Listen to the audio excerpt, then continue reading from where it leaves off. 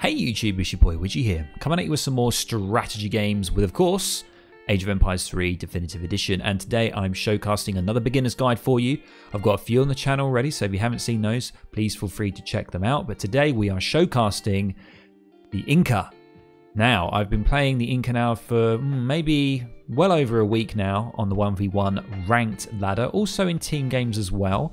And I think I've got enough knowledge now to be able to provide you guys with a standard build order and everything to help you progress on the ranked ladder, both 1v1 or team games, and give you a bit of confidence in playing them, and also just try them out. You know, they're brand new Civ, well, relatively brand new to Age of Empires 3, so you may as well give them a go. So what we're going to do is going to break this video down into three parts as we normally do. First, it's going to be looking at the unique units, buildings and features of the Civ. The second, I'm going to be showing you a few decks. That's like a water and land deck and team deck as well. And then the final thing, I'll just be showcasting a game that I played and just running through my decisions and what I did to give you an idea of the style and how you play them. So I hope you guys really enjoyed this video. You guys know what to do to support the channel.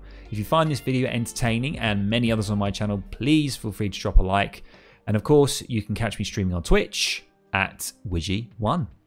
Let's do this. Right guys, so without further ado, let's get into the unique units, buildings and features of the Inca. So let's first of all go over to the features. And as you can see here, we receive a free chasque every time we age up, and a chasque is like a scouting unit that can also build TPs, which are called tampos. So the TPs are called tampos, and they are a little bit beefier than normal TPs. We have the war chief, of course, very usual for native civs to have the war chief, and they will increase the hit points of native warriors only. The cancha houses, which is a major thing in your strategy and your build for the Incas, is the cancha houses, and they give a trickle of 0.6 food, and that's sort of the equivalent of one villager without any upgrades. So just bear that in mind, and you can build a maximum of 13 cancha houses, so it's pretty insane. And having that trickle as well helps you with your macro elements, so you don't have to worry too much about food gathering as much. And it's just a nice thing to have. Priestesses and llamas can work in the community plaza and are counted as 1.5 units and 1/4 of a unit respectively. So just bear that in mind. Priestesses are really good as well. Highly rated to have a priestess card in your deck. Villagers can garrison in tambos, which are the TPs. Military units can be garrisoned as well in the kalankas and the strongholds.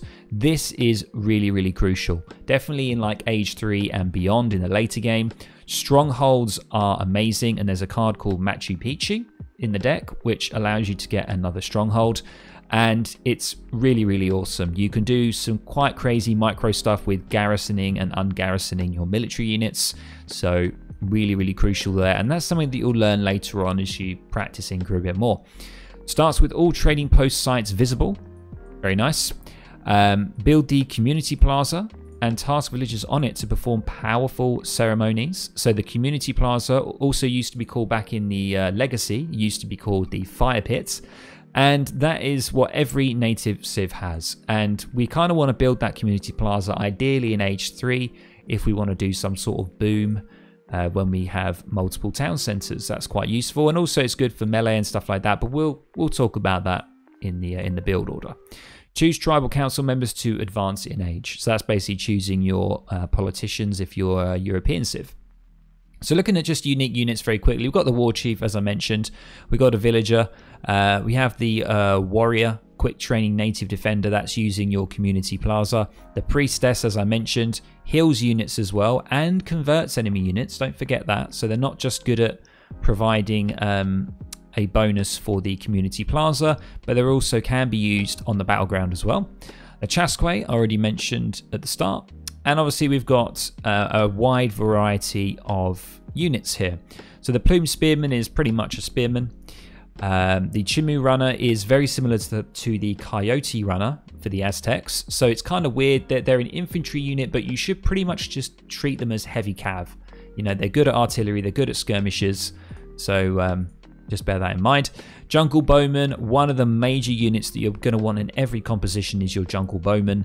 Insane, they inflict poison damage over time. You can get cards to increase it. Good against heavy infantry and light ranged cavalry. So they're your skirmisher unit.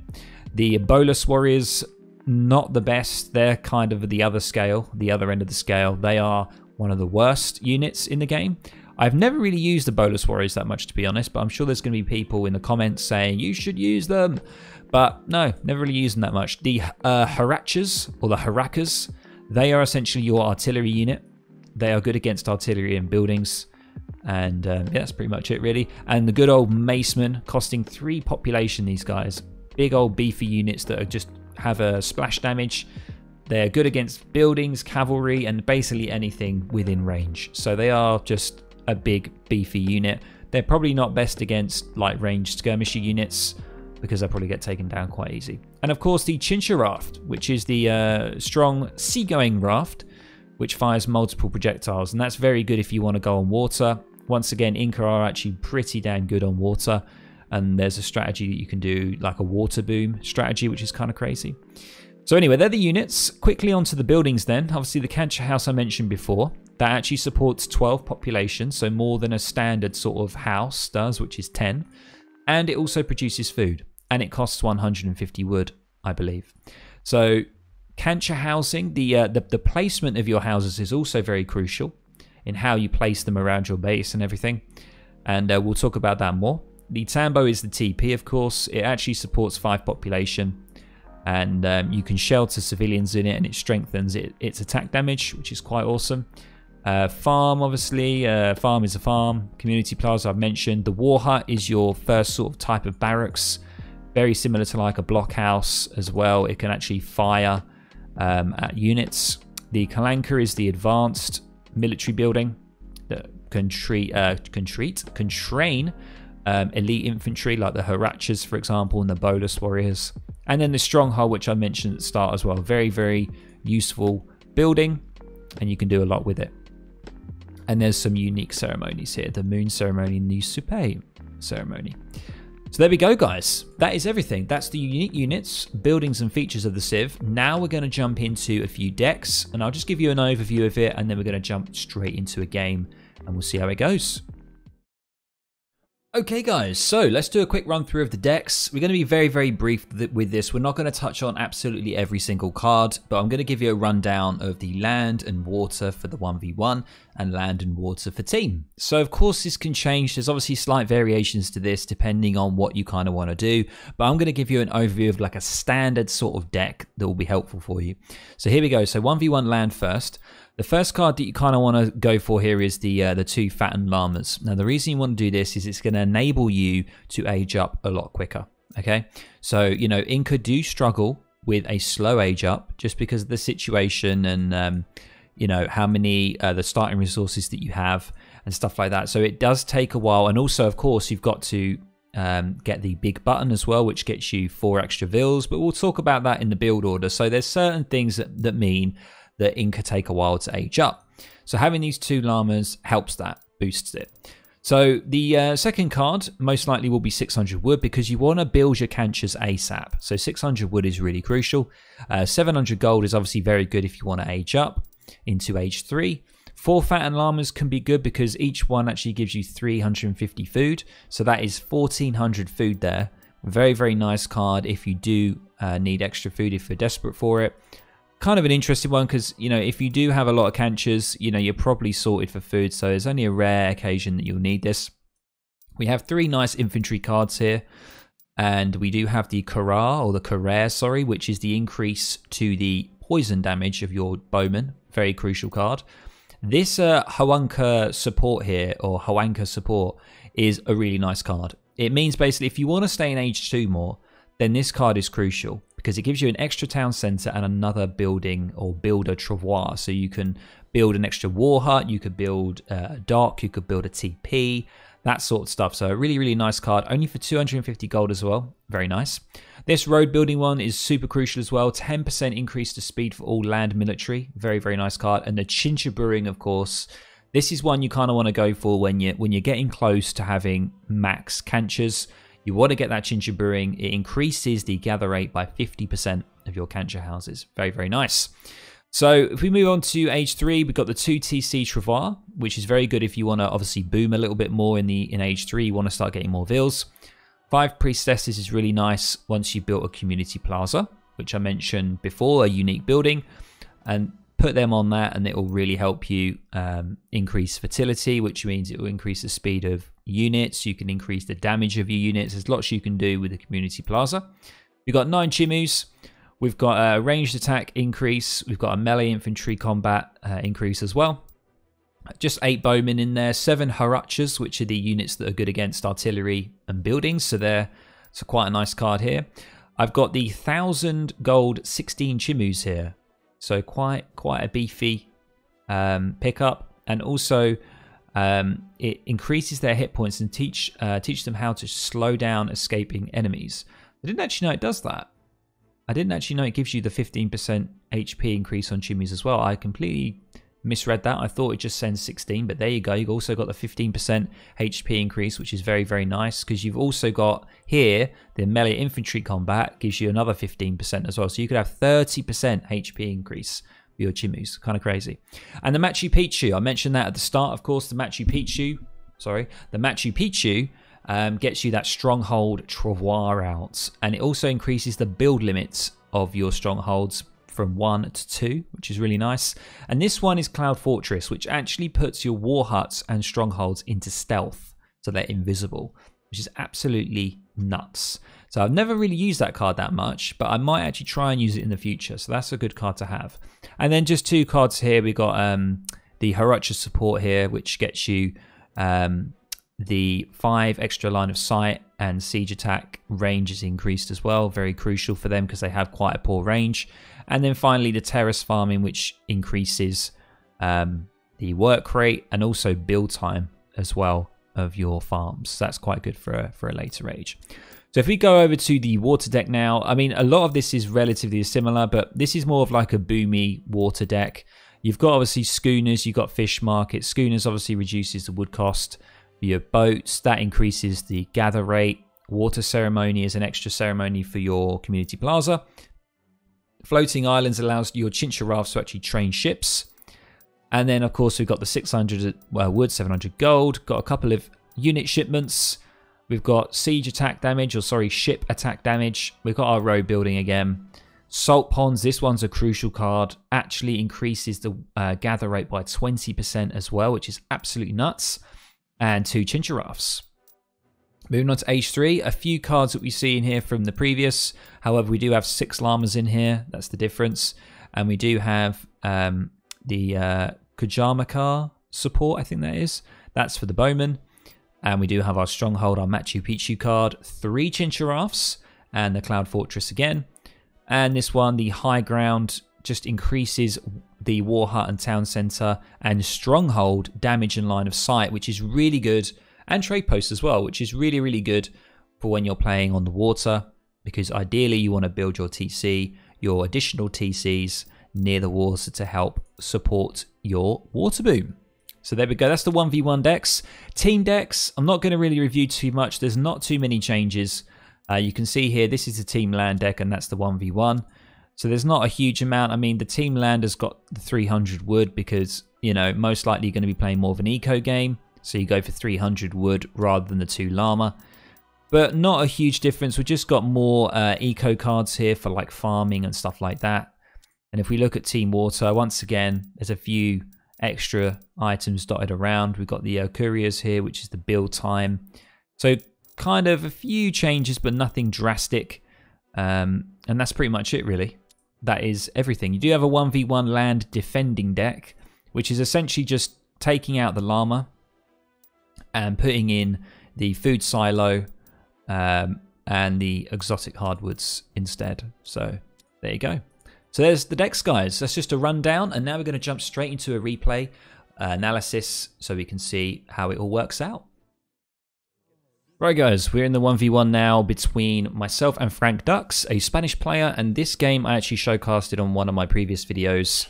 And we're going to be using the same replay, but we are going to be skipping through a few things, and I'm going to sort of explain the opening build order and where there may be slight variations. You know, I can't give you guys one opening and you can't use that every single time, but what I can do is give you like a foundation so you guys can try and use majority of it, and then you've just got to try and react. And that sort of reacting and adapting will take time. Yeah, it's just practice, that's all it is.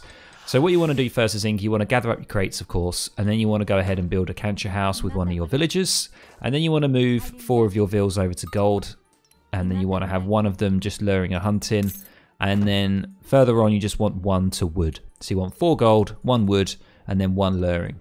And the reason you're doing this is because you're going to be macroing towards 180 food, 180 wood, and 180 gold. And for that, you're going to be getting the big button on the cancher house called the Queen's Festival. That will give you 4 villagers. So that's pretty much what you do. Every Inca player will do this. It is the go-to opening strat. It's the first thing you always do when you play Inca. So before, there used to be a thing where you build 2 cancher houses, and then in age 2 you get the big button, but that sort of changed. It was pretty much just build 1 house, get the big button, and it's just better overall. So what we're going to do, we're just going to speed this up just a little bit here, and I'm just going to go through the first stage here. And ideally what you want to be doing is you want to be aging up with 15 vills. That's what you want to be doing, aging up with 15. See how I've not selected a deck yet. So you can see here that I am going for the exotic hardwoods. Now, when I mentioned in my deck, I said that you most likely want to be using 2 llamas. There is this thing of like, there's 3 different choices, I think, when you're playing as Inca. You can either go 2 llamas first, you can go 300 wood, or you can go exotic hardwoods. Now, exotic hardwoods, I think, is a lot better if you're planning on playing a very late game. So if you think the game is going to go very long, then having that 20% gather rate will pay you way more dividends throughout the entirety of the game. If you want to go 2 llama, then that's pretty much because you want to get into the next stage as soon as you can, and you potentially want to provide, sort of apply pressure to your opponent and sort of fight quite early on in age 2, and you most likely want to go for 2 llama. You can go 300 wood, which is also another sort of defensive sort of boom tactic as Inca if you don't want to play aggressive in age 2. So there's loads of different things. This time I went for exotic hardwoods, but I recommend, if you're starting out, go the 2 llamas because you'll be able to age up a lot quicker, and especially because you're going to be learning the civ, you are going to be slow getting into that second age, and the llamas really help. So I'm just going to speed it up just a little bit. You can see here I'm just trying to get treasures, and the treasures that I would expect you to get in age 1, focus on food treasures because you want to age up as quickly as you can. You don't need to worry too much about wood because you only need to build 1 cancher house. You can see here now that I've used the llama there to get me extra food to enable me to age up a bit quicker. And usually it's 15, 16 vil, depending on what you do. Okay, so you can see here I'm just gathering my food. I've got 800 food. Okay, now I'm starting to age up. I'm going to the chief. Now the chief is the 2 building travois, and pretty much you always want to go this. You know, I think this is the best thing to do. And then if you want to go from age 2 to age 3, it's pretty much always the fast age up. So you want to go the fast age up from age 2 to age 3, but from age 1 to age 2, you want to go chief. So let's just switch up, and you can see here that my macro has now changed. So in the transition, that's between age 1 and age 2, you want to switch the majority of your vills over to wood. Now the reason that you want to do this is twofold. First reason is you want to build a TP. You want to build a tambo. If there is a TP line on your map, build that tambo in between transition. Now I have seen people build a war hut first instead, because if you want to put more pressure on and you want to start getting troops out as soon as possible, maybe building the war hut first is best, and then when the 2 building travois come out, you can build maybe 2 TPs with them if you wanted to. There's so many different variations you want to do, but I'm just going to show you this one. What I tend to do, as I say, is go ahead and build a tambo with the wood first, and then I'm just going to keep majority of vills on wood, and I'm just going to start building canchers. That's all you got to worry about. All you got to worry about in the transition between age 1 and age 2, and at the start of age 2, is making sure that you build as many cancher houses as possible. The maximum is 13, so just bear that in mind. You can see here that the building travois have come out, and what I'm going to do is I'm going to use both of them for war huts. That's exactly what's going to happen. And we're going to start to create this sort of defensive line here. And we're going to have cancher houses sort of surrounding the war huts so that they're sort of like nestled in between these canchers here to provide some cover. So cancher placement is kind of crucial. Some people will just do them in a big like ring around the base, but I tend to make the cancher houses quite aggressive. You can see, I mean, they don't fire or anything, but when I say aggressive, I mean further out from the base, and I tend to put them around like silver mines and stuff like that, just to give me vision, just in case I'm anticipating any sort of raiding. Having them sort of sparsely placed out can be good, and I can see a lot of my map here. See, I'm having a little bit of struggle with some of the explorers there from the Spanish.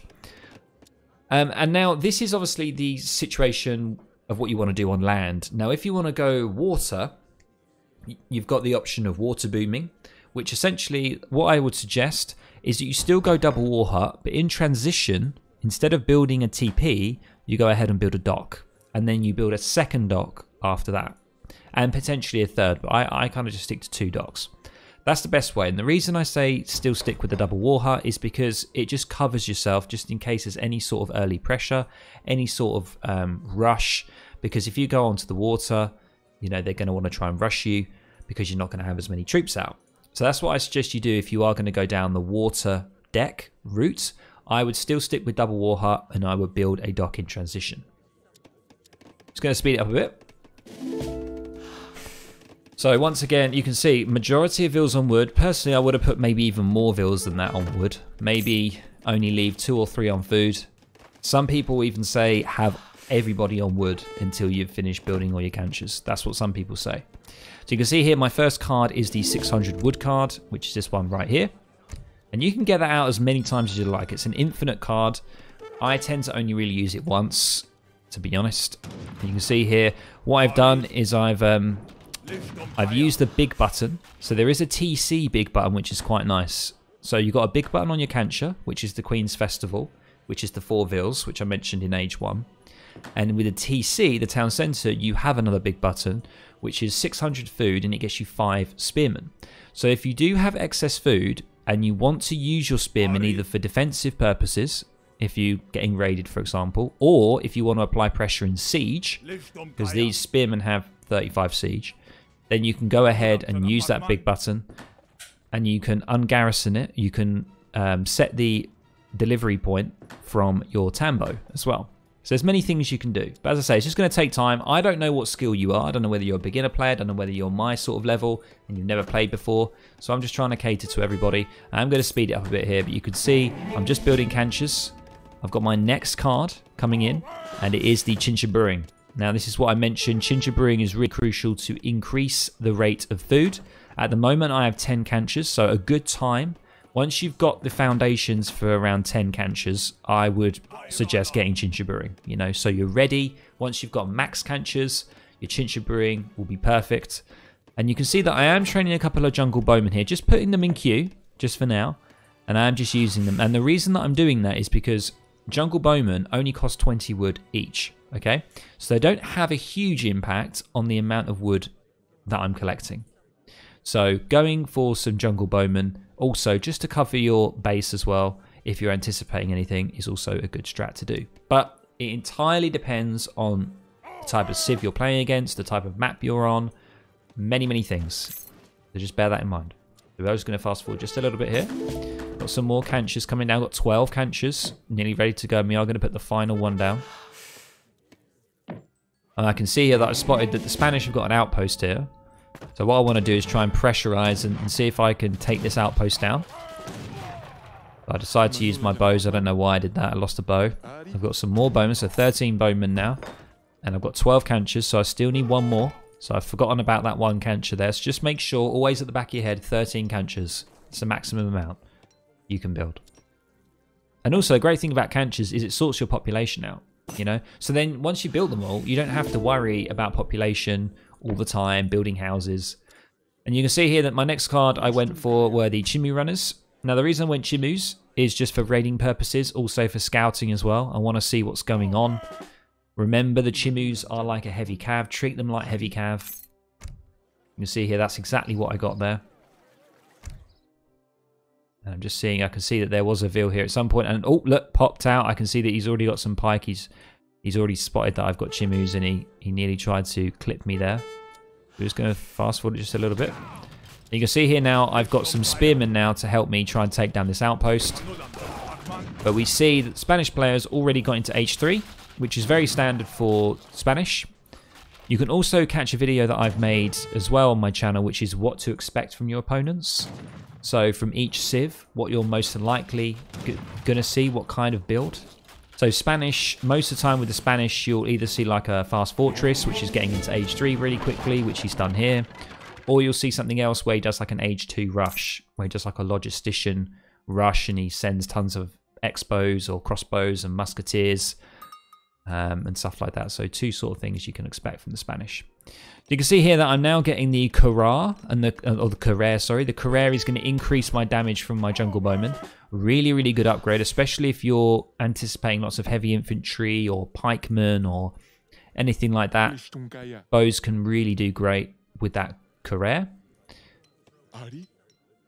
So I'm sort of just still getting some troops here. I'm not getting into the next stage yet, so I know my opponent's H3, but I'm still not in the next stage yet because I've obviously committed a lot to military units. And we can see here that he's starting to push, but decided, nope, not going to do it. So he's going to back off. Just going to speed up a bit here. Still getting troops, still getting spearmen. Moving out with my chimus here, seeing what's going on. And you can see here, like, when you want to decide to go from H2 to H3, what I tend to do is I tend to do this with Inca right now. I tend to go initially with bow and spear. Now, the reason is spear and bows both cost food and wood. So I know that I'm going to be building canchas early. I know that I'm going to be chopping wood. So I know that my macro is going to be predominantly food and wood. As the game goes on into H2, I then start to think about, do I want to add chimus to my composition? And also, do I want to age up? And that's when I start peeling off some veals and I start putting them from wood onto gold. And then when I get to around 300 gold, I know that I've got a shipment for 700. So bam, 1200 food, 1000 gold. I'm ready to get into H3. So that's kind of the sort of thought process that I have. Obviously, it can completely change if I'm getting really pressurized by the enemy, if I'm getting rushed. You know, there will be different decisions made, but most of the time, that's how it sort of goes. That's how I like to play it. It depends on the civ, it depends on the enemy's army composition, it depends on a lot of things of how you want to go. So, obviously, Redeleros are good against Cav, so they are going to be good against Chimus, so you've got to be careful. He has got a Falk here, and I managed to squeeze my Chimus through. Chimus very good against artillery, just like Cav. And I try and get them on there, and you can see very quickly, one Falk's down. And I've done a good job here with my spearmen against the lancers. Still need to get that Falk down, but I'm going to use the spears to sort of front the falconet there, and there you go, both Falks down. So that was a good engagement overall. Bo's doing a really good job against the Redeleros as well. I'm just going to speed it up after that engagement. And you can see here that I'm actually getting a lot of gold here. And I have actually got a gold shipment, but I didn't even pick it up. So there's a mistake there by me. I should have done that. You can see that I'm still making troops. Probably shouldn't, no, probably should have conserved that food so I can get into H3. You can see my macro is a little bit off, but it's not too bad. Got quite a lot of gold now, but I'm going to be getting into the next stage. Very, very shortly. Any minute now, I'm going to be getting the next stage. There we go. There it is. It's called the Messenger. So the Messenger is that fast age up. You kind of always want to go for the Messenger. It's really, really nice. Gets you into that age 3 really quickly. Gets you access to nice cards, such as the double TC card, which is nice. As I say, all depends on the situation. If you're not getting pressurized too much, go Town Centre Trafar. If you are, if you're, you know, getting really harassed and you're not looking too good, go for a military card or go for the Machu Picchu, which is a nice big defensive stronghold, and that will really hold you for a long time. You can see here that I've got quite a lot of gold coming in because I'm anticipating that I want to get some more chimus. I'm still doing quite good here. That's still sieging, using my spearmen to siege, harassing. Just going to speed it up a little bit here. That's why I suggest you do. Always keep poking with your troops, especially like your bowmen. Keep poking. Keep seeing if you can see settlers. Picking them off. See, there you go. I picked one settler off there trying to get the shipment. So I know he's got a shipment there and he really wants to get it. So just trying to take his barracks down. Make sure to focus down houses and military buildings and villages. Don't worry about the TC so much. It's more important getting the military buildings down. You can see here that he's just holding off. He's not deciding. I'm just picking off. See how I'm picking off with the bows there? You see here there's a little bit of a... I'll do a little bit of a switch here. Switch the spearmen in. But I was sort of caught there. Quite an awful position, unfortunately. And we lose that fight there. We don't do too bad, but... yeah. Kind of rough there. We did lose quite a bit. It was a poor engagement, just sort of out of position. And I go for the Machu Picchu card, which I mentioned, the Stronghold card. And I put it right there, nestled between the War Hut and the Canchas. That's kind of how you want to do it. You want to create like these little alleyways here to really sort of bottleneck your opponent so that you can use your bowmen and be as effective as possible. You see here I've got a couple of Canchas out here, just like I said, and one here to help with line of sight. Because if you look, if I go to my opponent, see his line of sight, very limited in his base, just goes to here. But then if you switch to me, I've got way more vision because of this Cancha house, provides quite a lot of line of sight and just helps to spot anything coming in from the north there. So you can see here, got another card available. We are just going to speed it up. It's going to go quite quick here. And you can see my next card now is a TC. So I'm feeling quite comfortable. I look at the score and I see the score's relatively similar. And I've got a relatively decent military force. So I feel like I want to be a little bit greedy here and go for 2 town centers. Now, of course, I could have gone for anything else here, but I decided to go for the 2 TCs. This deck was missing the 5 priestesses that I mentioned, so you probably want to definitely have the 5 priestesses in because they really help when you task them on the community center. And what I like to do when I go from age 3 to age 4, I like to go for the 4 priestess age ups. Then I have 9 priestesses on the community plaza, which is really, really good, and that'll give you a lot of bonuses. So you can see here, I'm just spreading out. That's what I suggest you do as Inca. Try and control as much of the map as possible. That's what's really important. You can see he's doing a good job here, sieging my Tambo. If you just want to kind of secure as much as the map as you can, build extra war huts. Don't just have 2. Build another one over here, build another one near some hunts. You know, if you've got that excess wood, use it. And build a TC, build whatever you need to defend. Because obviously Inca don't have access to outposts, so you kind of want to just use war huts. So just going to speed up a bit. Got a town centre, there you go. My town centre shipment's going there, and one is going here.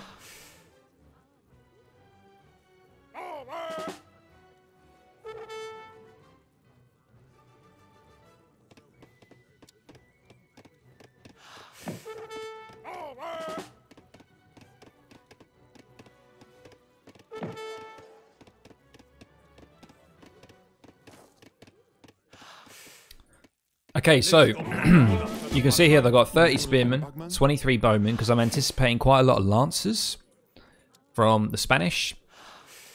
And I'm anticipating Rodeleros, so I've got my bowmen and my spearmen, and I've got a few Chimus here just to try and raid and stuff like that. So that's kind of my composition, that's what I'm going.